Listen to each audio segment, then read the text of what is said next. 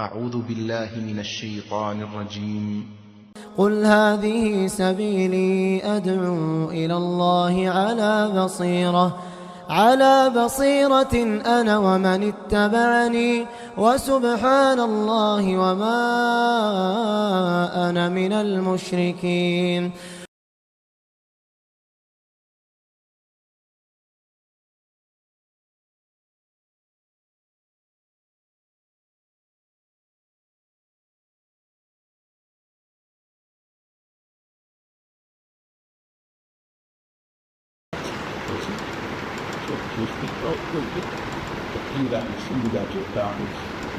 نحمده ونستعينه ونستغفره ونعوذ بالله من شرور أنفسنا ومن سيئات أعمالنا. من يهده الله فلا مضل له ومن يضلل فلا هادي له. وأشهد أن لا إله إلا الله وأشهد أن محمدا عبده ورسوله. أما بعد فأعوذ بالله من الشيطان الرجيم. يا أيها الذين آمنوا اتقوا الله حق تقاته ولا تموتن إلا وأنتم مسلمون. يا أيها الناس اتقوا ربكم الذي خلقكم من نفس واحدة وخلق منها زوجها وبث منهما رجالا كثيرا ونساء. واتقوا الله الذي تساءلون به والأرحام إن الله كان عليكم رقيبا. يا أيها الذين آمنوا اتقوا الله وقولوا قولا سديدا يصلح لكم أعمالكم ويغفر لكم ذنوبكم ومن يطع الله ورسوله فقد فاز فوزا عظيما. فإن خير الحديث كتاب الله وخير الهدي هدي محمد صلى الله عليه وسلم وشر الأمور محدثاتها وكل محدثة بدعة وكل بدعة ضلالة وكل ضلالة في النار. فأعوذ بالله من الشيطان الرجيم. ولقد خلقنا الإنسان ونعلم ما توسوس به نفسه ونحن أقرب إليه من حبل الوريد. إذ يتلقى المتلقيان عن اليمين وعن الشمال قعيد ما يلفظ من قول إلا لديه رقيب عتيد. وجاءت سكرة الموت بالحق ذلك ما كنت منه تحيد. ونفخ في الصور ذلك يوم الوعيد. وجاءت كل نفس معها سائق وشهيد. لقد كنت في غفلة من هذا فكشفنا عنك غطاءك فبصرك اليوم حديد. وقال قرينه هذا ما لدي عتيد. ألقيا في جهنم كل كفار عنيد مناع للخير معتد مريب. الذي جعل مع الله إلها آخر فألقياه في العذاب الشديد. قال قرينه ربنا ما أطغيته ولكن كان في ضلال بعيد. قال لا تختصموا لدي وقد قدمت إليكم بالوعيد. ما يبدل القول لدي وما أنا بظلام للعبيد.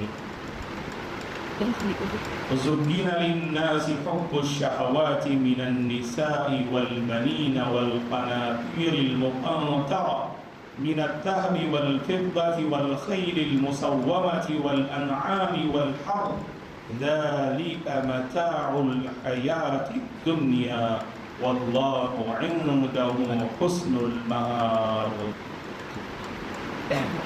किस्म की तारीफ बुजुर्गी और बड़ाई उस अल्लाह वहदहु ला शरीक के लिए है जिसने इस सारी कायनात को पैदा किया।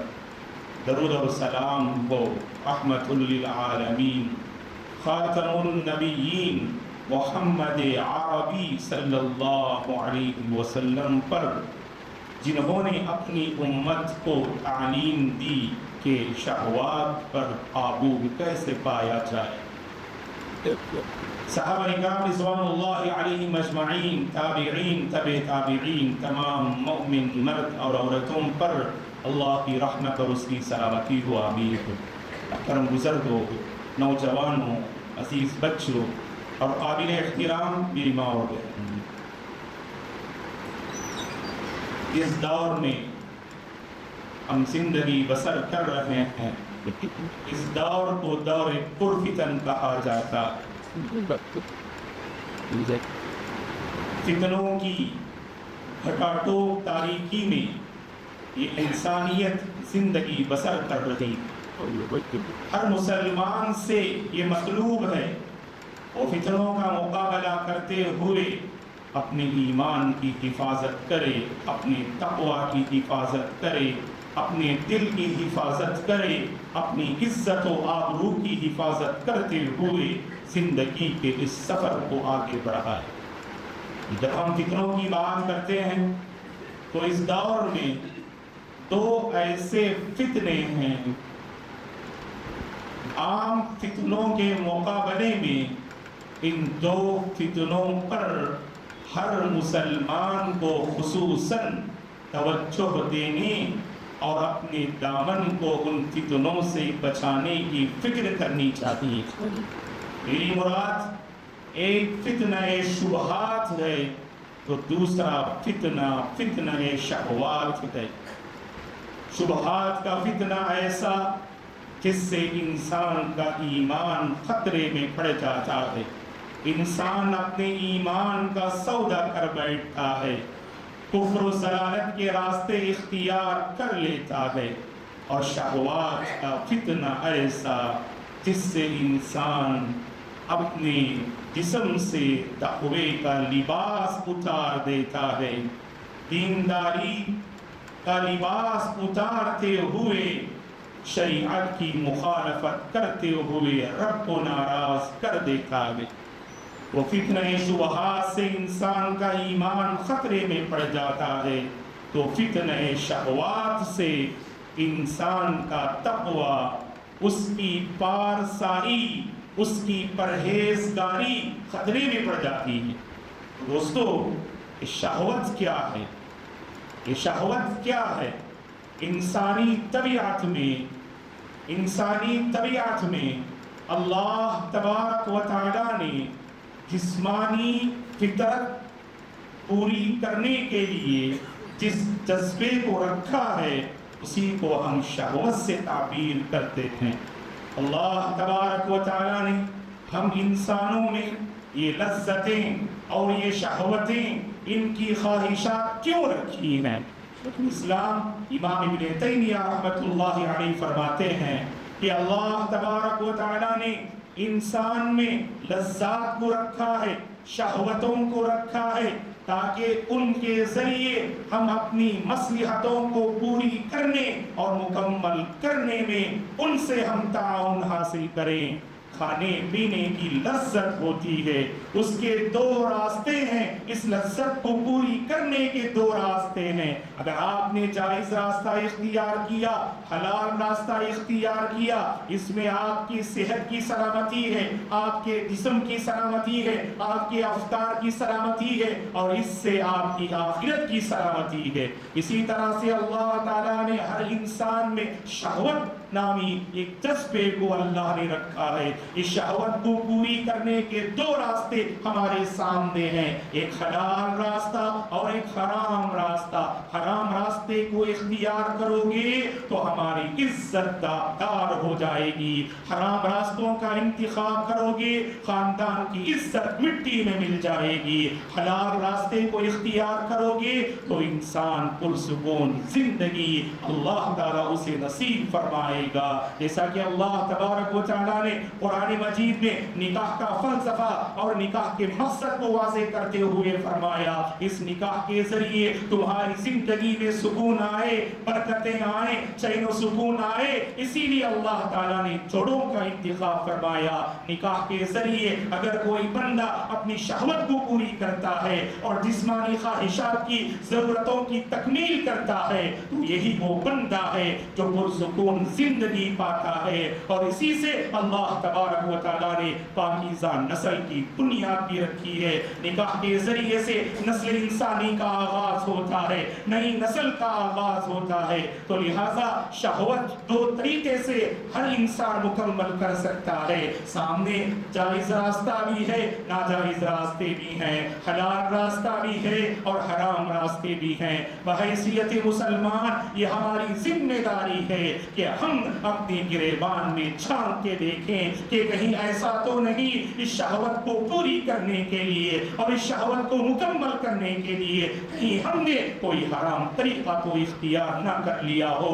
یاد رکھیں دوستو، اس بندے پہ شیطان سوار ہوتا ہے، اس بندے پہ شیطان کا زور چلتا ہے جو خواہشات کا پجاری ہوتا ہے، جو شہوتوں کا غلام ہوتا ہے۔ مالک ابن دینار رحمہ اللہ فرماتے ہیں انسان اگر دنیاوی زندگی میں اگر شہوت پر قابو پانے والا، شہوت پر اگر غلبہ پانے والا بن جائے تو یہی وہ انسان ہے، یہی وہ انسان ہے جس کے سائے سے شیطان بھی گھبرا جاتا ہے۔ تو وہ انسان کامیاب ہے جو اپنے آپ کو قابو میں رکھے اور اپنی شہوت کو شریعت کا لگام دینے کی کوشش کرے۔ حسن بصری رحمت اللہ علیہ نے کیا ہی بہترین بات فرمائی، شہوت والا انسان شہوت کا غلام ہوتا ہے، شہوت والا انسان شہوت کا غلام ہوتا ہے، اور جو شہوت پر غالب آ جائے اور جو شہوت پر غالب آ جائے وہ نفس کا مالک بن جاتا ہے اور نفس پر قابو پانے والا بن جاتا ہے۔ تو لہٰذا ہمیں اس بات کی کوشش کرنی چاہیے کہ اللہ تعالیٰ نے ہمارے اندر جو شہوت کا جذبہ رکھا ہے اس جذبے کو ہمیشہ قابو میں رکھنے کی کوشش کریں۔ شہوتیں انسان کی اس وقت ڈگمگا جاتی ہیں، شہوت کے چیپٹر میں انسان کے قدم اس وقت لڑکھڑا جاتے ہیں جب انسان عورت کے معاملے میں کمزور ہو۔ یاد رکھیں دوستو، رسول اللہ صلی اللہ علیہ وسلم نے جہاں عورت کو اس کائنات کا سب سے قیمتی متاع قرار دیا، سب سے قیمتی سامان قرار دیا، الدنیا کلھا متاع وخیر متاع الدنیا المرأة الصالحہ، جہاں اللہ نے فرمایا وہی اللہ کے نبی نے فرمایا تو وہیں پر صلی اللہ علیہ وسلم نے اس بات کی بھی وضاحت فرما دی کہ اس امت میں سب سے زیادہ فتنے اسی عورت سے جنم لیں گے۔ کہا صلی اللہ علیہ وسلم نے ما ترکت بعدی فتنة ہی اضر علی الرجال من النساء۔ آپ نے صحابہ سے فرمایا، اپنی امت سے آپ نے فرمایا میں اپنے بعد اگر کوئی فتنہ چھوڑ کے جا رہا ہوں جو فتنہ سب سے زیادہ نقصان دینے والا ہے تو مرد حضرات کے حق میں عورت کا فتنہ ہے۔ کتنے پارسا ہیں، کتنے متقی ہیں، کتنے نواسی ہیں، کتنے اللہ والے ہیں جو عورت کے میدان میں، عورت کے باب میں ان کا تقوی ڈگمگا گیا، ان کا تقوی متزلزل ہو گیا۔ اسی لیے قرآن مجید کا مطالعہ کر کے دیکھیں، اللہ تعالیٰ نے قرآن مجید میں بہت ساری شہوات کو ذکر کیا ہے، بہت ساری شہوات کو ذکر کیا ہے۔ ان میں سب سے پہلے جس شہوت کا اللہ نے ذکر کیا یہی عورت کی شہوت کا اللہ نے ذکر کیا۔ خطبہ مسنونہ کے بعد میں نے آپ کے سامنے سورہ آل عمران کی ایک آیت کریمہ میں نے تلاوت کی جس میں اللہ تبارک و تعالیٰ نے تمام شہوات اور اسی شہوت عورت کی شہوت کو پہلے بیان کیا۔ زُيِّنَ لِلنَّاسِ حُبُّ الشَّهَوَاتِ مِنَ النِّسَاءِ کہہ کر اللہ تعالیٰ نے اپنے بندوں کو آگاہ کیا ہمیشہ اپنے دامن کو پاک و صاف رکھنے کی کوشش کرو, ہمیشہ اپنے دامن کو بیدار رکھنے کی کوشش کرو. موجودہ دور میں دوستو یہ سب سے بڑا المیہ ہے کہ ہم اپنے دامن کو پاک و صاف رکھیں, ہمارا دامن بیدار ہو. یہ چیلنج ہے دوستو, یہ چیلنج ہے. خصوصاً نوجوانان ملت سے ہم اپیل کرتے ہیں, اپنے گریبان میں جھانک کے دیکھیں. نوجوانان ملت, مسلم نوجوان لڑکے, مسلم نوجوان لڑکیاں, ہم ہر نوجوان سے اپیل کرتے ہیں کہ ہر نوجوان کو چاہیے اپنے گریبان میں جھانک کے دیکھیں, اپنی عزت و آبرو کا امتحان لے کر دیکھیں کیا اس کی زندگی بیدار ہے, عزت و آبرو کیا وہ محافظ ہے. اگر واقعی وہ محافظ ہے, اللہ کی قسم یہی وہ نوجوان ہے جس نے رب کا تقرب حاصل کر لیا. ورنہ اس دور میں ہم دیکھتے ہیں اللہ کے نبی نے جو فرمایا آج وہ پیشن گوئی آج اس امت پر صادق آ رہی ہے. فرمایا صلی اللہ علیہ وسلم نے, صحیح بخاری کی حدیث ہے, ان اللہ كتب على ابن آدم حظه من الزنا أدرك ذلك لا محالة فزنا العينين النظر وزنا اللسان المنطق والنفس تمنى وتشتهي والفرج يصدق ذلك أو يكذبه. فرمایا صلی اللہ علیہ وسلم نے بے شک اللہ تعالیٰ نے ہر انسان پر, ہر ابن آدم پر زنا کا جو حصہ اس نے لکھا ہے وہ حصہ وہ ابن آدم پا کر رہے گا, اس میں کوئی شک نہیں. اور آگے آپ نے فرمایا آنکھوں کا زنا یہ ہے غیر محرم عورت کو شہوت کی نظر سے دیکھنا, یہ آنکھوں کا زنا ہے.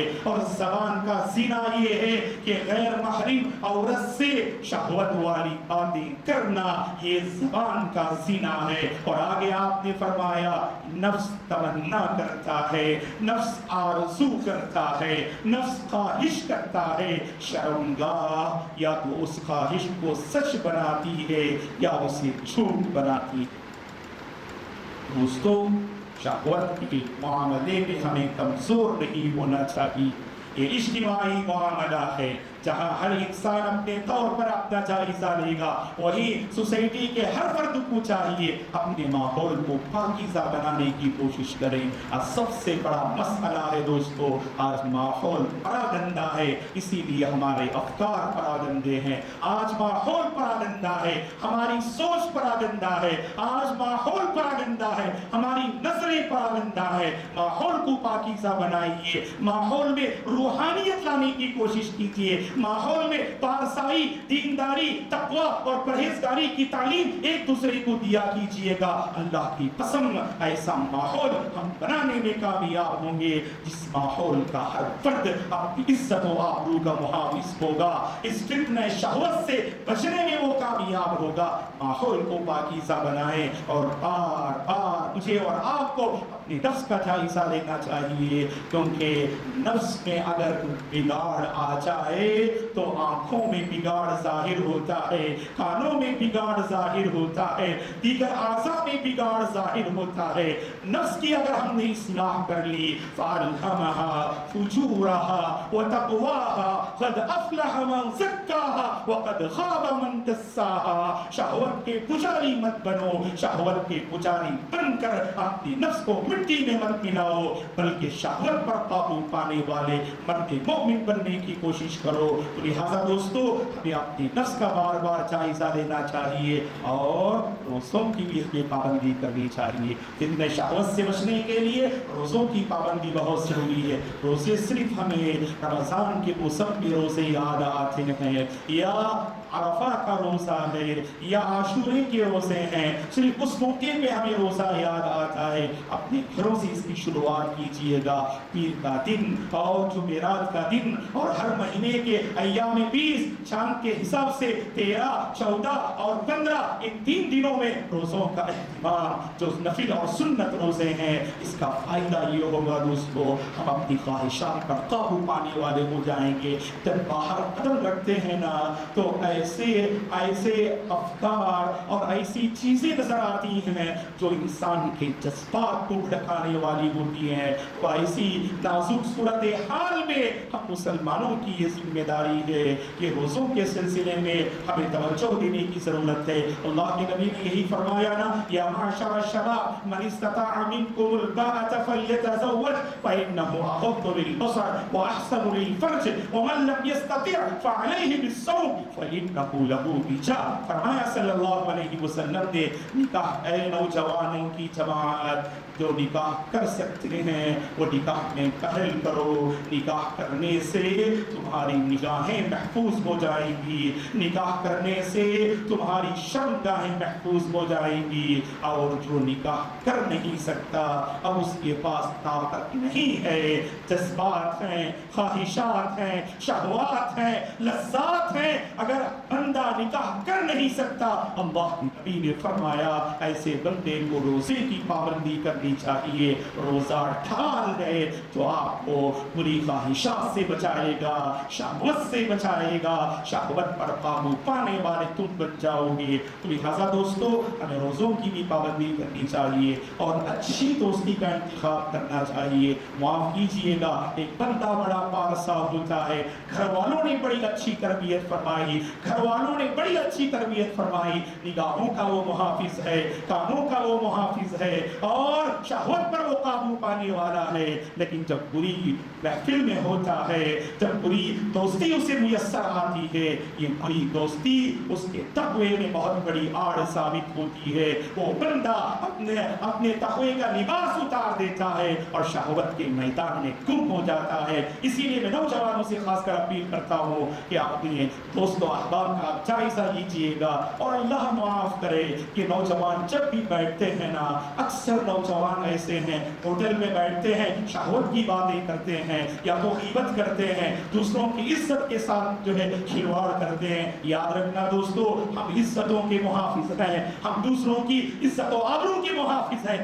دوسروں کے ساتھ کھلواڑ کرنے والے نے, اور اسی کا یہ نتیجہ ہے کہ ہم خود اپنی زندگی داغدار بنا لیتے ہیں, ہم خود اپنی زندگی داغدار بنا لیتے ہیں. تو زبان کی حفاظت کرنا اور اپنی شرمگاہ کی حفاظت کرنا, اور اسی میں اللہ کے نبی نے جنت کی ضمانت فرمائی, من یضمن لی ما بین لحییہ وما بین رجلیہ اضمن لہ الجنہ. یہ اللہ کے نبی نے فرمایا. تو لہذا دوستوں کے ساتھ بیٹھتے ہوئے اگر کسی دوست نے فحاشی کی بات کی, شہوت پر مبنی کوئی گفتگو کی, تو اس میں دوست کی ذمہ داری ہے کہ وہاں پر گفتگو کو ختم کرنے کی کوشش کرے, سامنے والے کی نصیحت کرے, سامنے والے کو سمجھائے. ہم عیب سمجھتے ہیں دوستوں کی مجلس میں, ہم سمجھتے ہیں کہ کھیلنا, ہنسی مذاق کرنا یہی اصل دوستی ہے. نہیں دوستو, اپنے دوستوں کو آپ تقوی کی طرف ابھاریے گا, آپ اپنے دوستوں کو پارسائی کی طرف ابھاریے گا, تو یقیناً اگر ہماری دوستی دین کی بنیاد پر ہوگی, یہی دوست ہیں جو ہمیں خیر کے معاملے میں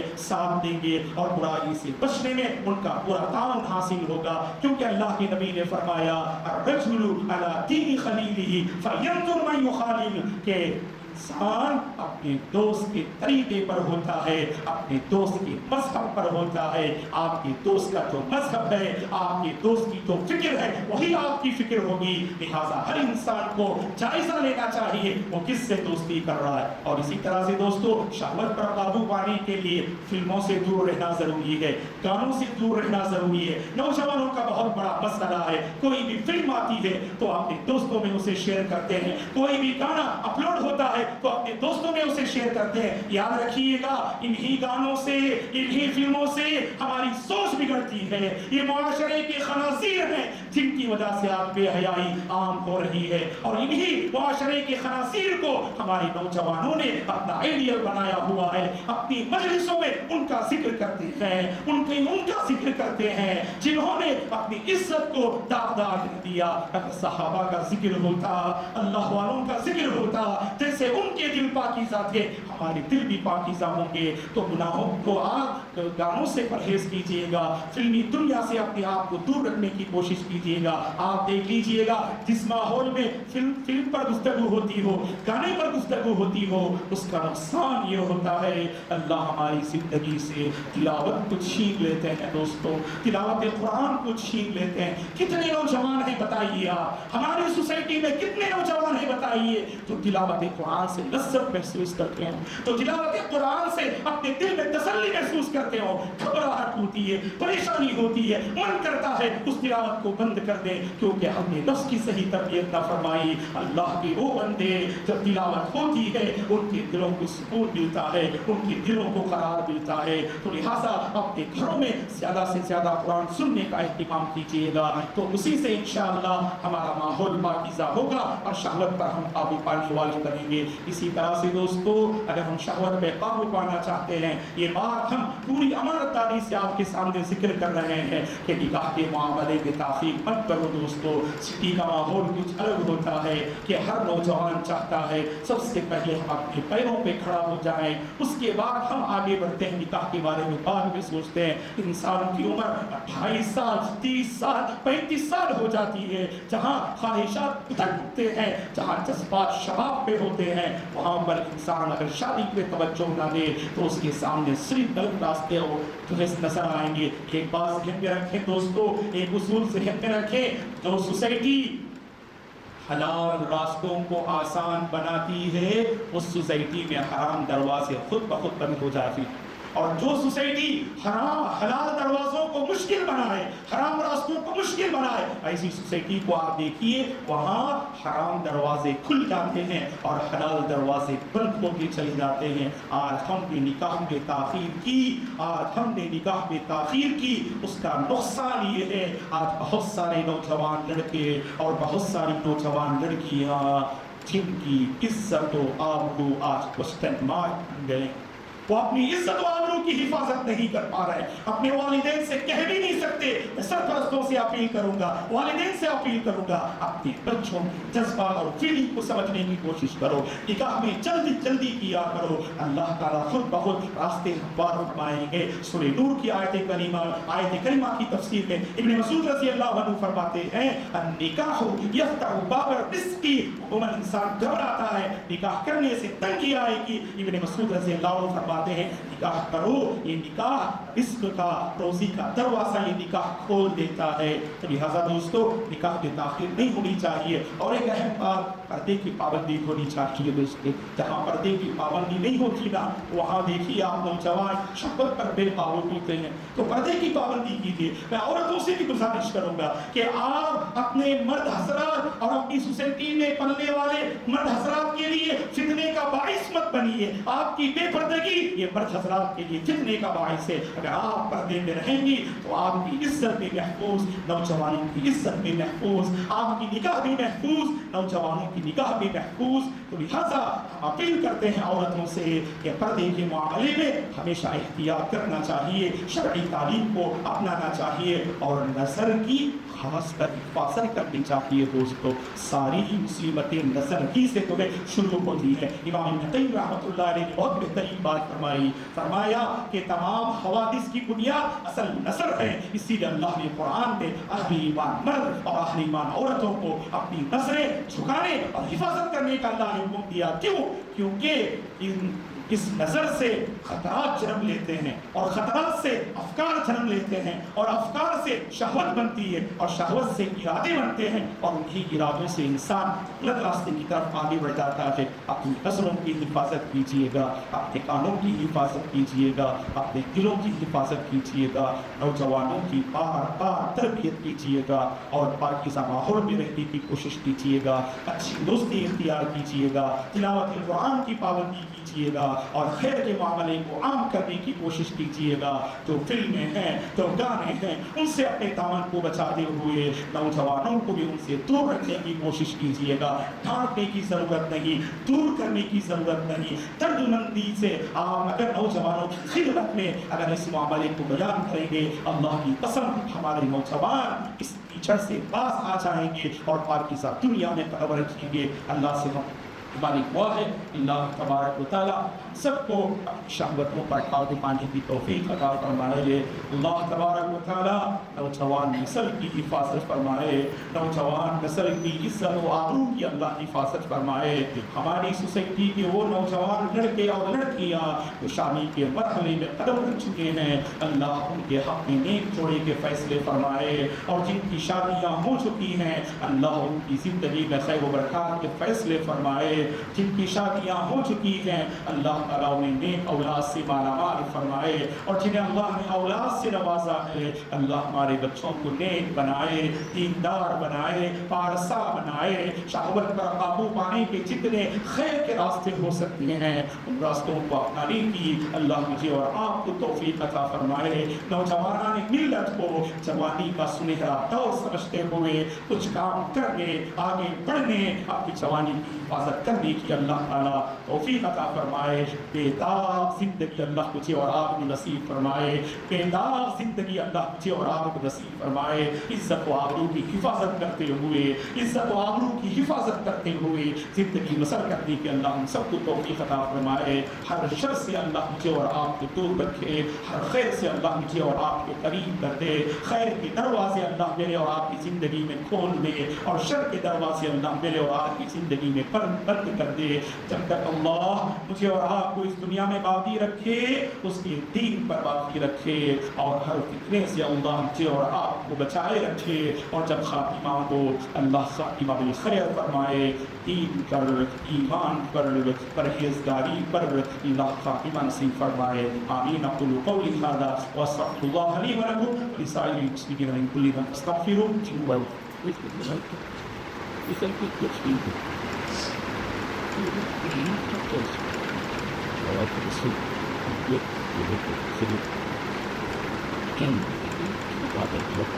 إن الحمد لله نحمده ونستعينه ونستغفره ونعوذ بالله من شرور أنفسنا ومن سيئات أعمالنا، من يهده الله فلا مضل له ومن يضلل فلا هادي له، وأشهد أن لا إله إلا الله وأشهد أن محمدا عبده ورسوله، أما بعد فأعوذ بالله من الشيطان الرجيم، إن الله وملائكته يصلون على النبي يا أيها الذين آمنوا صلوا عليه وسلموا تسليما، اللهم صل على محمد وعلى آل محمد كما صليت على إبراهيم وعلى آل إبراهيم إنك حميد مجيد، اللهم بارك على محمد وعلى آل محمد كما باركت على إبراهيم وعلى آل إبراهيم إنك حميد مجيد، اللهم أعز الإسلام والمسلمين وأذل الشرك والمشركين، اللهم احفظ الإسلام والمسلمين، اللهم انصر الإسلام والمسلمين، ربنا لا تزغ قلوبنا بعد إذ هديتنا وهب لنا من لدنك رحمة إنك أنت الوهاب، اللهم آت نفوسنا تقواها وزكها أنت خير من زكاها أنت وليها ومولاها، اللهم بارك لنا فيما رزقتنا وبارك لنا في حياتنا، اللهم بارك لنا في أوقاتنا، اللهم بارك لنا فيما رزقتنا، اللهم إنا نسألك الهدى والتقى والعفاف والغنى، عباد الله رحمني ورحمكم الله، فأعوذ بالله من الشيطان الرجيم، إن الله يأمر بالعدل والإحسان وإيتاء ذي القربى وينهى عن الفحشاء والمنكر والبغي يعظكم لعلكم تذكرون، اذكروا الله العظيم يذكركم، وذكر الله تعالى أكبر، والله يعلم ما تصنعون.